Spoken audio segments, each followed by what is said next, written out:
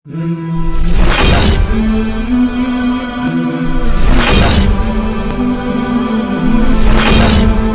الله الرحمن الرحيم. ألف لام را، تلك آيات الكتاب الحكيم.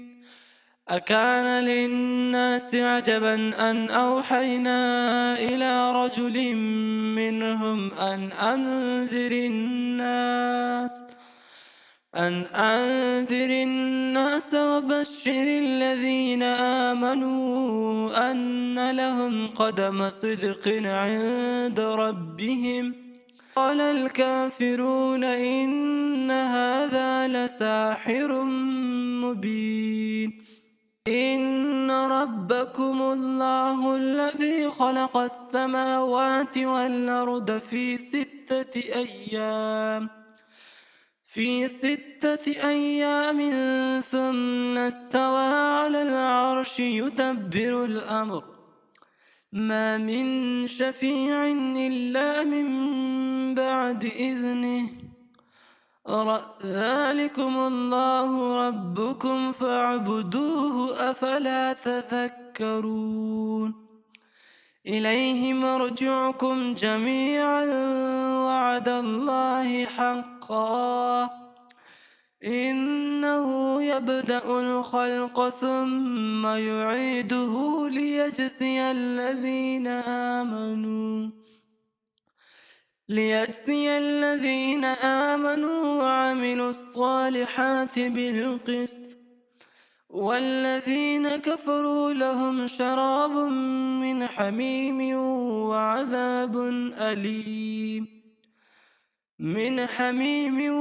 وعذاب أليم بما كانوا يكفرون.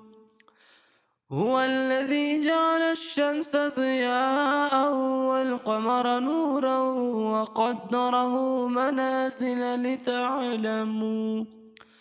وقدره منازل لتعلموا عدد السنين والحساب. ما خلق الله ذلك إلا بالحق، يفصل الآيات لقوم يعلمون. إن في اختلاف الليل والنهار وما خلق الله في السماوات والأرض لآيات لقوم يتقون.